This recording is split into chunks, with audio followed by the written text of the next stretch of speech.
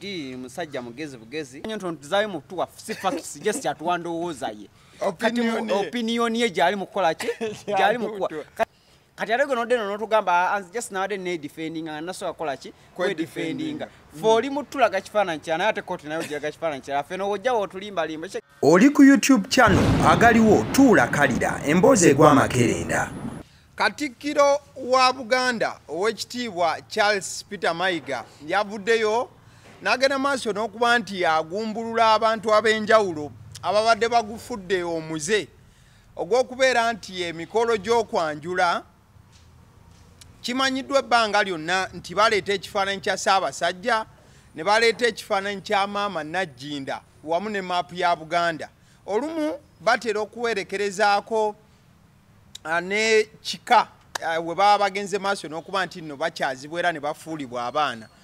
Wabula ensangi zino wabaddewo omuze gw'okubeera nti tebakoma ku ekyo batera ogenda maaso n'okuba nga baleeta n'ekifaananyi ekya munnabyabufuzi omu oba abalala mu buufu obwo ne bakigattako. Yagambye nti ekikolwa kino akivumirira ne sekuvumirira yenna olw'ensonga nti ennono mwandigenda maaso n'okuba nga mugidibya okuba nti temukyaleeta kifaananyi kya Ssaabasajja yekka wabula mugattako bannabyabufuzi ab'enjawulo ebifaananyi byabwe ne bagamba nti guno guba mukolo gwa nnono teguba gwa byabufuzi so temugenda maaso nakuba nti muweebuula n'okuva ku mulamwa mbuufu obufaananako bwe buti. Abassiddi omusunsuzi linnya lyange agaliwo gwe mukutu kwe tuli ndina omukulu Xegawa Junior ajja babuuzaako era tujja kubanga tusimbula mbuufu obufaananako bwe butyo. mwasuze mutya mwasibye mutya nalabye abaana abamu ku social media nga bagamba nti n'ekkanzu z'abako tugenda kanzo zaako kati n'ekifaananyi kya Kyagulanyi yennyini Katikkiro yakoze eki wabadde akyaza tukyatwala ekifaananyi tuzana otandika okiteeka ku kkanzu z'abako naye nze ndowooza sikimanyi obuzibu bwe buvanga bwe baba basooka ne batwala certificate okuva mu Buganda bo ne bagattako kye bakola ki akakasa Katikkiro yandiyogedde statement ze ezimu singa lwalwa kifaananyi kya President Yoweri Kaguta Museveni era osanga nakyera yandiyemulugunyiza mbuufu obufaanana bwe butyo. Ndowooza ebintu bingi ebyokwogerako ku mikolo egibeera mu Buganda ebyokutereeza okusinga okutunulira ekifaananyi bwe ekifaananyi ekiriwa kyonoona ennono kyagamba nti ennaku zino abajja okwaniza engeri gye bayingiramu n'amazina ge bazina ge gaali ag'ennono ge gaali gabeeranga ago yagwogerako era nago naye kati wabanga saana bwatundira kifaananyi mbu Kyagulanyi baleeta ekifaananyi kya Kyagulanyi singa wadde bakireeta nga tebagenda mu Buganda kukima certificate nti agamba abanaye muvudde ku nnono naye bagenda ne bagikima then bateekawo buli kyebaba bakoze eki kyebabeera baagadde ya amanya Suwamani Xegawa nga bulijjo tutandise bwetyo. Amiina kale eyo kanvireyo ddala sijja kgenda watera kuba tekiniko nnyo nga ensonga gye tugenda okwogerako bweri tekiniko. Amwana mulenzi amanyiddwa nga Dean Lubowa Saava abadde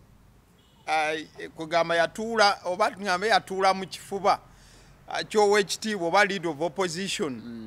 Honorable Joel Ssenyonyi nga buli kaseera amubojja ku luwonzi mbuufu omu oba obulala. Ensonga za kuba nti kigambibwa nti leader of opposition Joel Ssenyonyi yakuuliita n'akawumbi kalamba n'obukadde 700 bweddu mbuufu obufaananako bwe butyo. Era ensangi ezisinga Dean Lubowa avudde buli kaseera nga abaako kaakoonako ti mutunuulire kino mutunuulire ennyumba y'omukulu mutunuulire ebintu eby'enjawulo paka omukulu we yagenda maaso n'okuba nga amukuba mu mbuga z'amateeka. Bwe yamukuba mu mbuga z'amateeka ekyabadde kigenze maaso n'okuba nga kirindirirwa kulaba biki ebiddako. Wayise akaseera nga Dean Lubowa alina okugenda maaso n'okuba nga aleeta defense oba okuba nti yeewozaako. Bwe yafayirinze defense ku kiwandiiko kye nafunye akawaayiro akasinze okukwata abantu ke kawaayiro ak'omusanvu mu defense ye kengenda okwogerako just katono then nkuleke tusimbule. Kade kagamba that if at all the defendant made any statements about the plaintiff, then they must have not been statements of fact but just mere comments, an expression of an opinion rather than an assertion of fact. The comment was fair and the matter commented about was in public interest move ofaananako bwe butyo nga kyoyinza ogenda maaso n'okuba nti nno onnyonnyolako anti omukulu ono alinga agenda maaso n'okuba ng'agamba nti must not have been statements of facts but mere comments nti nga bw'otunula mu kiwandiiko kino ekyabadde nga Dean Lubowa yeewozaako ku lw'omusango gwamuwaabirwa Joel Ssenyonyi ogwa defamation alinga agamba nti bye yayogera tezaali facts oba just byava mu public demand n'okuba nti abantu bangi babitunuulira mu buufo so tandikira awo ekiwandiiko kyemmanyi naawe okiina osobola okyexamininga omukulu bwe yagenze maaso n'okuba nga yeedifendingamu akatundu ak'omusanvu kajjeyo byonna ebisinga byetwali tujja twogerako nti di musajja mugezi bugezi akeera n'ateekawo ye kyalabye ekiyinza okuba ekiriwo naye nga kyakuwa teba fakiti era mu eyo yennyini yagambye it is not a matter of fact wabula is just opinion nti omuntu okuwa opinion ye tekiza nti eba fakiti yakuwa kyalowooza kakitwaga nti ddiini ye yatunuliranga embeera n'asoma embeera n'alaba ye n'akuwa opinion ye gyakola ki gyalowooza lwakubanga engeri gyakuwaamu ggwe olw'okuba kimanyi nti ebiseera ebisinga ffe abannayuganda tetujja kufaayo nnyo okgenda diipu ng'abituwa ng'atulaga ng'atuwa facts nga kikwetagisa nnyo okujetula n'omanya nti ontuzaayo mu tuwa si facts just atuwa ndowooza ye opinion ye gyali mu kukola ki gyali mu kuwa kati Dean bw'atuuka eno ng'agamba ffe abantu ba bulijjo atunnyonnyola kyala atulaga atuwa facts naye ate bw'atuuka mu maaso g'amateeka bamanyi amateeka abalaga aba opinion then wadde eno ku media ng'akulaga gano gembawa ge mazima chegera nti Dean yamaze okukola ekyo yakawayako omusanvu yavuddeyo n'atugamba nti teri muntu yali agenze mu kooti kwewozaako nga bamulope nakkiriza omusango nti omuntu sajja mulebula kyova nakozebwe naye nga kyeyatuwadde yadde alimba nti bwekuba nga kwediferinga era sooka kwediferinga n'atugamba nti omusajja byagamba nti mulebula si mulebula wabula is facts weeziri lwasonga singa ebintu byoboyogera ziba facts nagenda nakulopa nti oba omulebula oba omugerako ebyobulimba gwe engeri gyewedifendinga nga byoyogera byamazima ogamba facts zo wezikola ki naye weziri ng'agamba kweyatalimu akabiro nti si facts wabula opinions kitegeera nti just opinion kuexpressinga kiki kyokola ki kati ate gwe nodde no n'otugamba just nawadde needifendinga nga nasobola kukola ki kwedifendinga fe oli mutulaga kifaananyi kyala naye ate kooti nayo ogiraga kifaananyi kyala ffe n'obojja bw'otulimbalimba kitegeera kyeki kyetugamba nti Dean ye ekigendererwa kye kyakuba nti kankube Ssenyonyi ng'omuntu oba balina personal issues zaabwe personal grudges zaabwe naye nga fe atulaganga alina facts ku Joel Ssenyonyi kyova twava netulambula netugamba nti kuva ku ntandika oba ozza owuliriza ng'oli mugezi osowulira nti byayogera temuli fakiti yonna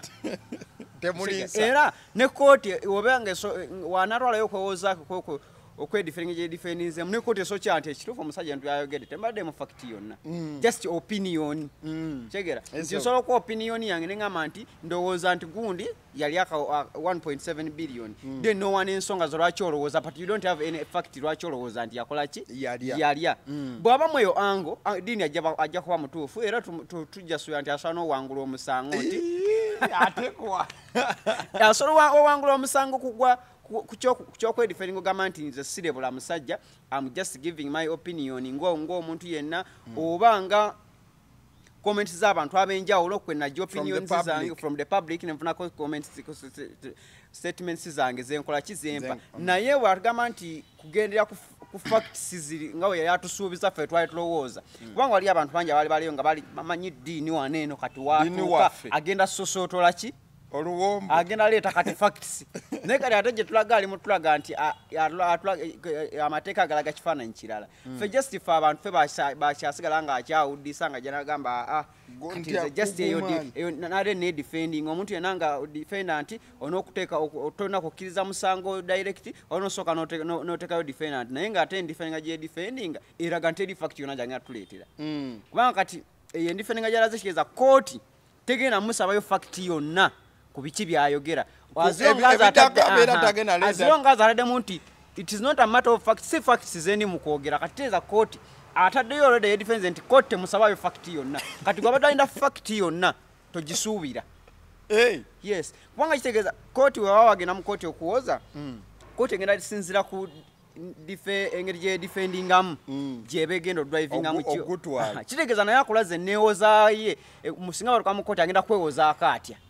agenda sinzirako kino kiki ekiwandiiko kati so esaano wasigala nga kyatulima nti nze muninda wali mu kooti tugende mu kooti wali eri nga ate wana mukozi alugayo tolina fakiti yonna gwera mu kooti ogenda tuka nga osinzira ogamba olina opinion eyo gyokola ki gyowa kati then kitegeeza gwe just public gyoyagala odrivinga naye oli ready okimanyi nti amateeka goyagala gadrivingira mu ango ndala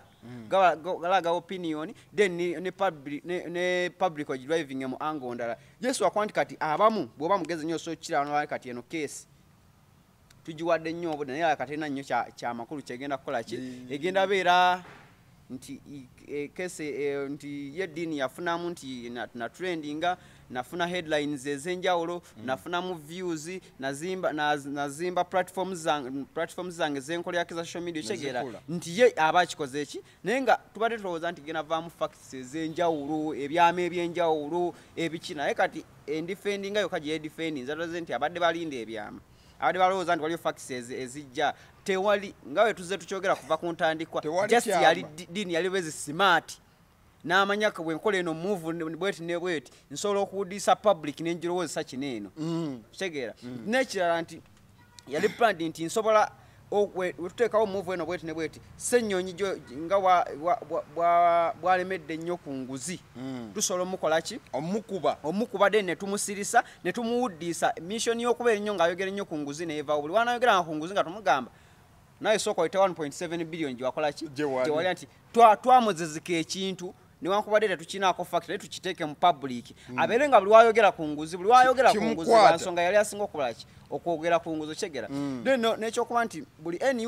nup yali emedde nnyo ku mpuga ku kya miliyoni 5 nti buli banakizza nga bagamba waliwo ennyingi okyegera it was just a mere story ng'eya bulijjo fe just kati public abamu abatasula kigenda deep ne balowooza nti kirinamu nnyo amakulu agakola ki agaliwo ennyo nti tulina facts tuyinza okukola ki okufunamu so naye nga endifendinga ya dini yegifendinze oba mugezi osokya nti gye tulaga teri kye tugenda kufunayo nnyo kyamaanyi kweri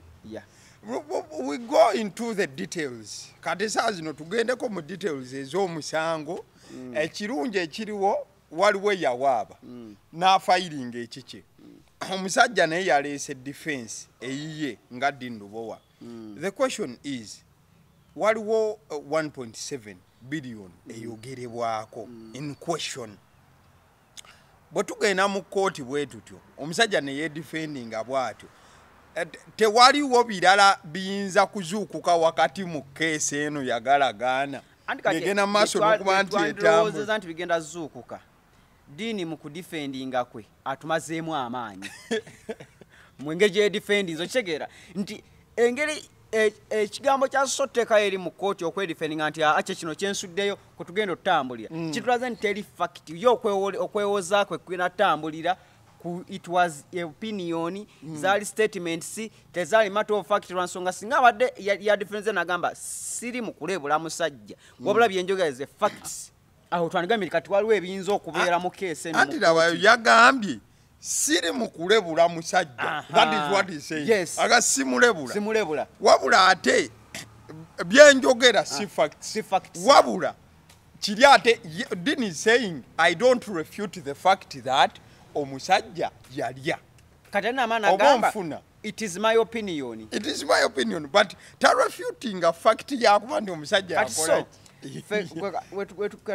omusango ekyungi obudde bukyakola ki bukyaliwo naye bw'otwala obudde n'osoma nga tosomye kagondi ka musango ka statement yonna okuva waggulu n'onoonyaamu information oba n'onoonyaamu wonna Dini olaba wakulagira nti agenda tuuka alete facts ez'enjawulo kitegeera number 6 egamba the defendant further averse and contends that he did not make any kati wano wenjagala owule by the way ku 6 nga tuvudde ku 7 the defendant further averse and contends that he did not make any untrue statements about the plaintiff that injured his reputation ompulira bulungi exposed him to hatred contempt or ridicule which tended to lower him in the esteem of right-thinking members of the society, or which tends to make them shun or avoid him. Because katikano boddayo mu bya Joel Ssenyonyi. Joel Ssenyonyi agamba nti omusajja ono yamuwebuula n'amulabisa bubi mu bantu ne mu public ate nga mukulembeze nti yaleeta ekifaananyi ky'okubaako ettuumi n'okubanga kikola kifufunyala. But omusajja wano mu 6 wagambira nti defender of other adversaries acknowledged that he did not make any untrue statements. That is what this guy says. Ye nga dinagamba sina statement ze nakola ziri untrue. And and this is becoming so technical. Kati so kyetugenda okulinda kiri kimu Esewo kesi eri mu kutambula kesi eri mu kutambula nti dini wagamba nti tana statements yakola zonna zaaki ziri untrue zitali ntuufu. Obuzibu okwawe buli nti kiri so technical nti statements yakola agamba zintuufu but it is my opinions. So katonda wali eri ku level y'amateeka oba n'atuuka tulabe eddiini kiki alina ku side ye ku mmeeza ye kiki kyakola ki kyatuwa ne Joel kiki kyagenda okukola ki otuwa kesi weeri muyagutu but still nga tumaliza kesi eno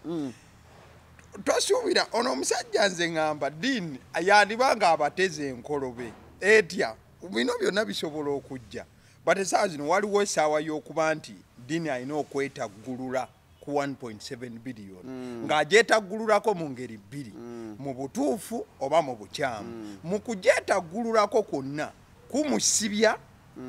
oba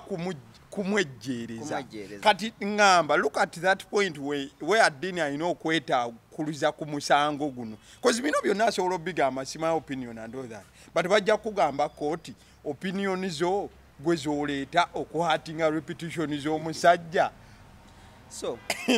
obuzibu obuliwo mu ekyo ekintu n'eddiini tosobola mu underratinga ogw'omusango nti asobola kuwa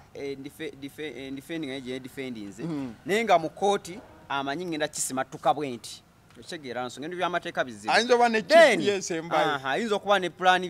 gyakoze eki gyasi ne sayidi ya Ssenyonyi naye era eriko bannamateeka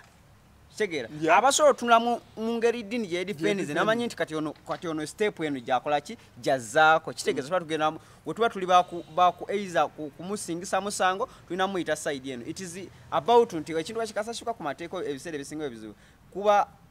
bugezi bw'abannamateeka okulaba engeri gye mukola oyinza okuwanga ddiini nga yeekwese mu kino nga ye just anakyagala okuggukiramu kitegeera nga yana wagenda otuuka anyigemu kyotalowooza kyatataddemu eno ki agusumulule then ne sayidi y'aba Joel Ssenyonyi esobola okuba nga ekimanyi bulungi nti kati ono tugenda muyisano ne wano so tulinde keesi esooka etambula ekintu gye ekyakola ki ekyatambula ate ebiseera ebisinga nti ebintu by'amateeka bizibu nnyo predictinga na bizibu nnyo okulowooza osobola obigendamu nnyo deep nga tebanakola ki musango gutukako wakati just tukyali kunyanjula kali we wano we bulijjo we tulindi no yenyanjula nti kati dini ye defend yo kesi ye yanjudde ne akawairo musamu nga kakyamudde nnyo abantu andi akawairo musamu kademu statements eza kademu engage kamaze gobe mu kibya muri si facts just kati awo ati nga kakumutana n'obwairo buno obusoose kati nga biri so technical nga si byangu yakola kabagezi muko nga tumaliriza ewasemberayo ddala omusango guno eri munnamawulire ddiini si munnamawulire ddiini nga ye cause ddiini ali representinga abantu abaagala okuchallenginga opposition kati tubijje mu hatred tubize mu mazima representing abantu ba mirundi ebiri oba esatu kala representing ze bannamawulire zo bannamawulire tebatera kweyisa mu ange eyo number 2 are representing ze abantu abawakanya opposition ekyo kyo kikkirize kigaane kozo omuntu gwaliko munene nnyo mu line ya opposition ekyokusatu are representing ze abantu abaagala accountability y'opposition oba nfuna bulungi in fact wenja okwagala okoone dini are representing nnyo abantu abaagala accountability y'opposition okimanyi nti emyaka gyonna gye tubaddewo kirizagaana abantu ababadde basabibwanga accountability ye government era ye badde ngetekebwa kuninga kwa mulimu abalya kyere and all that, but talk about accountability ya opposition tuve ku bya 1.7 that may be allegation iliawo inza n'okugwanga dini gumusinze, but talk about accountability ya opposition. Did we tufuna opposition nebeera accountable ku bintu ebimu cause nayo tesobola gamba nti ntuufu 100% mulimu ebigisobako. Did we tufuna accountability ya opposition era ani alina okuteeka opposition ku kaliya ogisaba accountability. Kati kiri kyososo gamba nti dini represents abantu abavaayo questioninga opposition. Dini si yasoose.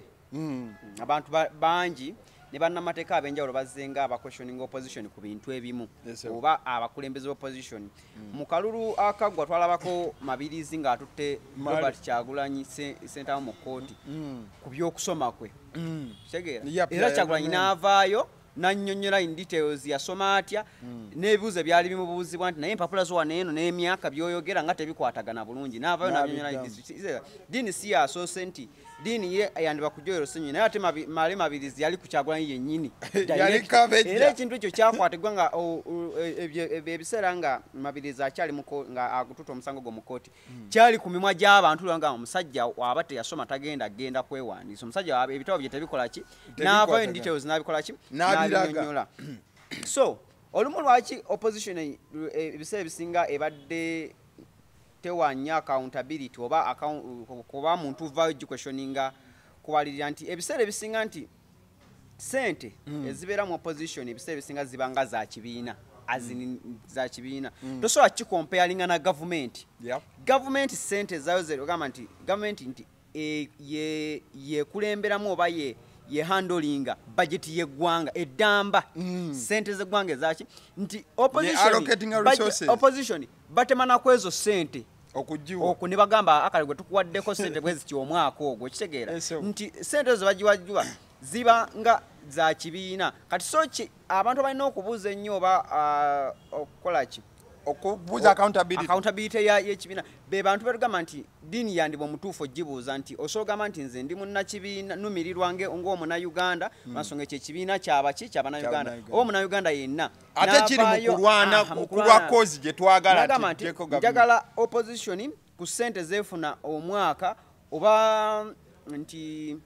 kubanga lo sente zimanyiddwa nti government opposition gwa sente bweziti balido ekibiina ekiba kiridinzemu opposition ekina parliament aba MPs abangi mu parliament kifuna sente bweziti nti omuntu yenna oba munnakibiina asoovayo n'agamba njagala accountability yaki y'ekibiina n'ekiyinza okubanga bulijjo abantu abali mu opposition bo bali contented n'ebibiina byabwe engeri gye bitematemamu sente zaabwe nga balaba nti ekibiina tuna bye tukikola ki bye tugenda kukibanja lwa nsonga bye bikoze eki nti NUP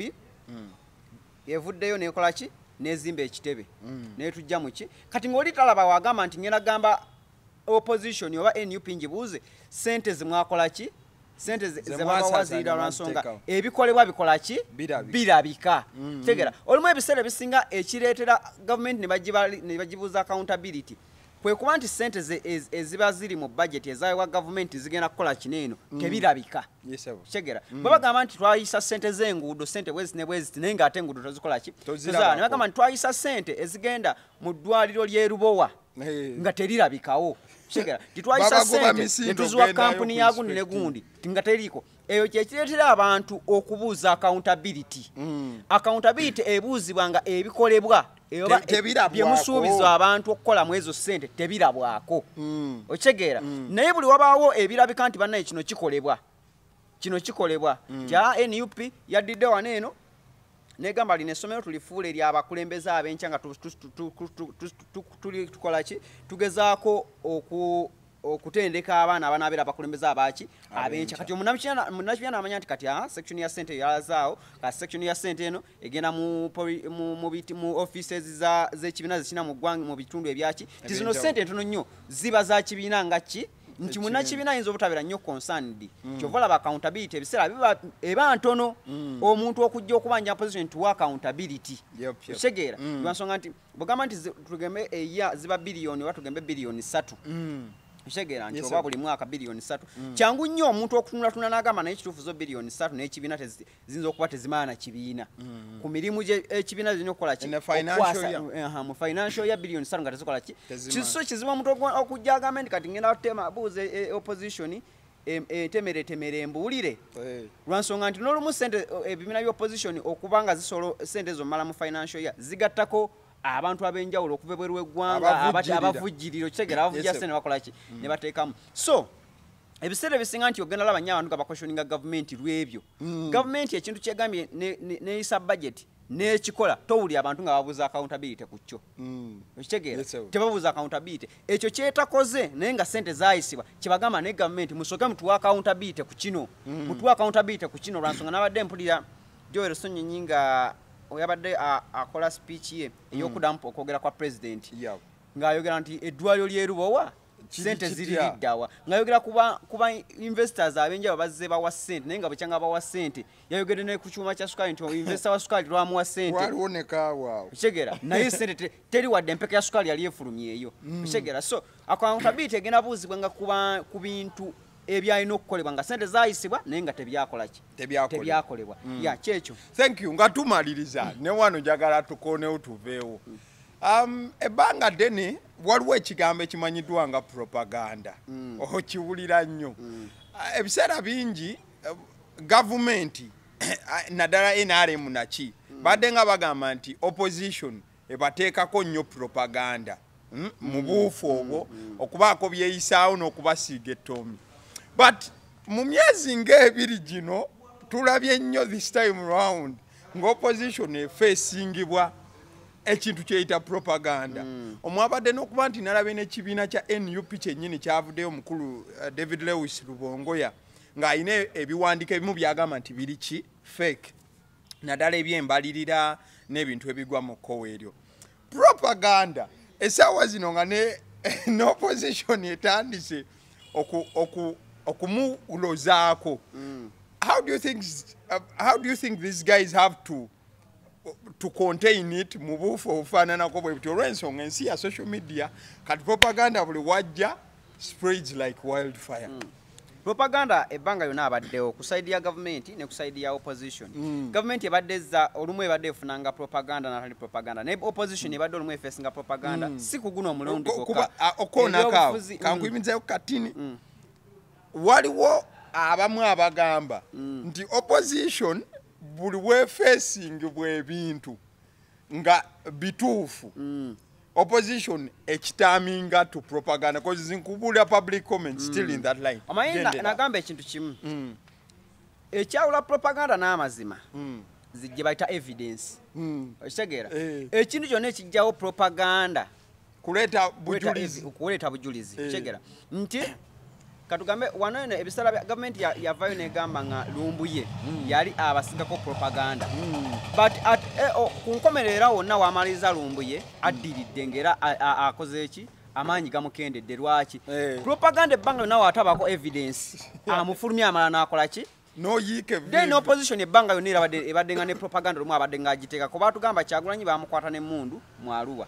okitegeera ne batugamba Kyagulanyi yava mu kkomeraawo eyo byali agamba mbu baamumenya baali tebaamumenya omuntu yali ayambadde engatto ezitowa bwetyo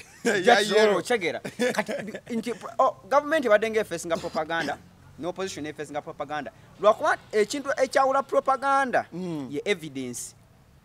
tegera omuntu wagambira n'agamba nti banawe propaganda naye nga mulaba waliwo evidence oyo yaba akola ki ye yennyini yaba atambuza propaganda otegera nti omuwadde amazima naye yayagala gafule ki propaganda nti ebiseera ebisinga opposition oba gavumenti oli buli muntu asobola oyita kyayise propaganda kubanga teri muntu agenda kukkiriza kye bamwogerako otegera kati kiri gwe gy'oli gwakyogera providinga kye bayita evidence ajjawo agamba no si propaganda okitegeera kati kyekyo mu opposition we kyebagamba nti banaye buli woolaba tunuzaawo kamera tusobole okufuna evidence ku kiki kyetukola ki kyetwogera kitegeeza n'abantu abakolera abali against opposition balina okufunayo engeri gye bamanya nti bwe tuba twogera ku opposition evidence yaffe tugenda gijjayo era tugenda bafunako batya evidence gyetuprovidinga okitegeera kireme okuteekawo confusion ogamba nti gavumenti ejagamba mwe mututeekako nnyo propaganda oshegera naye ate wetuteeka okuba tunuzaamu tocha mwe tubagambe nti kano gamazima namwe mugamba oyo ki propaganda kategeeza enkola entuufu yakumanya buli omu afunya atya amazima oshegera bwewanga opposition bo balina enkola nti buli awali bulwola kyoyagala okwogera tunuzaawo kamera osooka ofuna obujulizi then okoleki era kyova olaba abajjanga ne boogera ebintu nga tebiriko evidence nga ku nkomerero byonna bimaliza tebiriko evidence bamala ensi nebavaako kaba opposition bannawo abali mu opposition bagamba naye no boy anedda kati tebigatta nalimba bulimi lwansonga buli otambuzibwa propaganda n'amala ku nkomerero n'azuka nti propaganda eri side gy'okubye si yeebeera affected side yo gwe gy'olowooza gy'okolya yeebeera affected olwa propaganda wo oba muzannyi mukyamu kyegera oba ogwekubye munda okyegera kati so propaganda ebbanga yonna limibadde obukyanga actually ebyobufuzi bya Uganda bitambulye nnyo ku propaganda kyegera nagamba twawulyako actually besi gye bamutwalako ne mu kooti nti yakwata omuki omwana